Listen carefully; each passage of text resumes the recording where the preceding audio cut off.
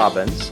Susan is a retired law enforcement officer turned epigenetic human performance coach and lifestyle expert. Can you tell I'm reading this? I don't know if I've had so much courage. I think for me, it's just lack of planning. Just kind of going for it, like might as well, right? I really spent, honestly, a lot of my life trying to figure out what my purpose is, what I'm supposed to be doing here. I really kind of searched. I didn't really feel much like I belonged a lot and wanted to just fit in. So I dabbled in a lot of different things. I need to learn how to protect myself, protect others, and I want to make a difference. So that's when I went into doing ride-alongs with a couple of friends who were police officers here in Colorado. Challenge. I was first, I graduated number 1 in the academy in the fitness area. It wasn't number 1 overall, it was 15th, but I had the highest overall fitness score of the men and the women, and I was the second oldest, which shocked me. But now, how long did you serve in law enforcement, did you say? I was 14 and a half years. 14 and a half years, wow. Yeah, I ended up, my last 10 and a half, I was assigned to work with public housing. I was in a small town in Montana, but we had 3 public housing projects. It really affected me. I was very hyper vigilant. I made a lot of enemies in town. Hyper vigilant. And it's just a lot of, I literally saved some lives. Made the difference, but I didn't like who I was becoming. And the negative energy was really affecting me. And this is when all my health things started as well. So gotcha. I knew something had to change. And I was very fortunate to be able to, getting into the health coaching because of my health issues the year before. I was like, it's time.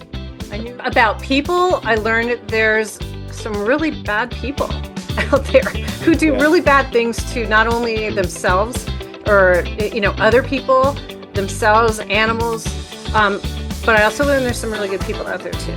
Isn't it amazing? I don't think God is the grand puppeteer that there's this, because we have a great part in the path that we take in our lives. I mean, we get to choose which path. Freedom of choice, right? Yeah.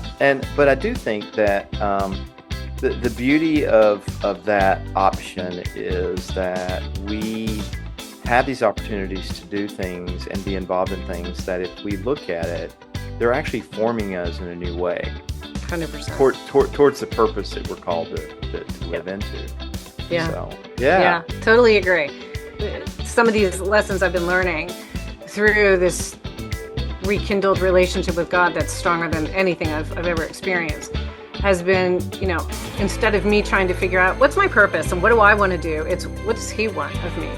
And it kind of takes some of that pressure off of me into trying to be and just letting things, going with it, listening, feeling into it. There's always signs. Yeah, so while I was in law enforcement, I got Lyme disease twice. It took 11 years to diagnose.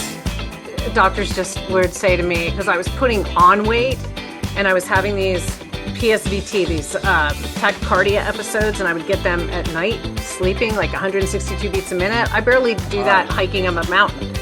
Well, so before I retired, actually, when I started with that one naturopath, she was like, you're celiac. And I'm like, get out of here. Oh, wow. Yeah. And I thought, I don't know if I'm going to do this cop gig the rest of my life. And I'm loving getting into this other stuff. Right. So I literally did a search on my laptop and said, careers with fitness and food, and health coach came up. And I was like, oh, you just need a certification. Okay, so I enrolled for this 1-year online school. And that was my last day on the force, was the day I graduated health coach school. I had no business plan. Hell, 10 years in, I still don't.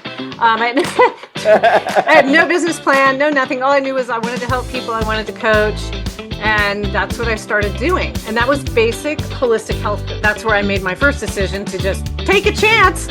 Right. Right? Oh, my business will do great. Everybody's fit down there. Oh my God, it was like crickets, because everybody, people like to do things, but then they like to eat crap and they like to drink like fish. Alcohol. And so I went to Paleo FX conference in Austin, Texas, and it was there that I found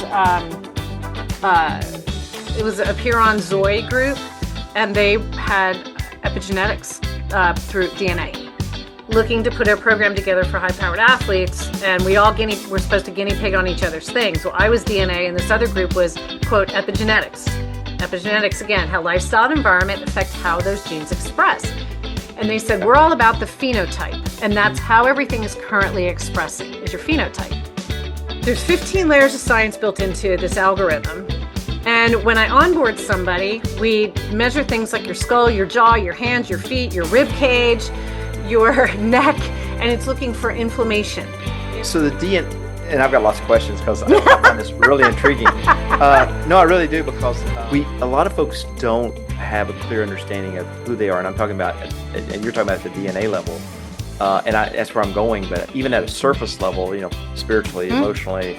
But I've learned that, but not a lot of people have that even sense of self-awareness. What it sounds like epigenetics is doing is it's not just emotional and spiritual, that kind of level. It's I'm going into your genetic makeup.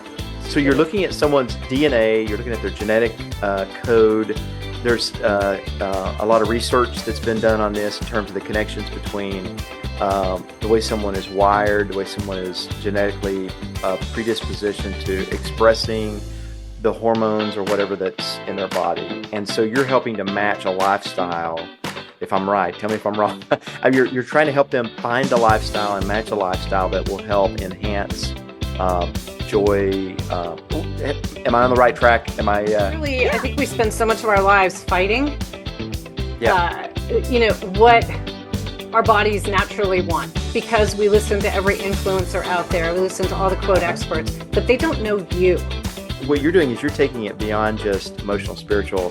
You look at this holistic picture of someone and helping them to be optimal. I like that word, where you can actually be your best self, maybe is another way to look at it. Absolutely. We think of stress as these big moments that happen, that cause us all this stress, but we have stress every single day, and it's just actually need a little bit more stress. Too low stress for them, and they don't do as well cognitively. That's all it takes. I think it only takes the courage of a mustard seed to actually make change in your life that's lasting. And what you're doing, and I love the work that you're doing. And in the show notes, we're definitely going to put links to your website, your podcast, and to all the wonderful things you're doing, because I think you need to have the courage of a mustard seed to change your life. You do. And you're giving people the tools to do that. Health-wise, I've after seen retirement, because a lot of times they don't have purpose, they don't know what to do, and they sit around. And then you have the others that are like, now I know what I'm going to do in retirement, and I'm going to play, do the things that feed my soul, and you'll see some of those will tend to do really well. And that's where they find joy and peace. And you said it earlier, and I love that. Peace and joy and purpose are all the same. PJP. Yes. That's my new thing. Peace, joy, and purpose. I love it. I love it. Charles, I do think you're a person of great courage, whether you want to admit it or not.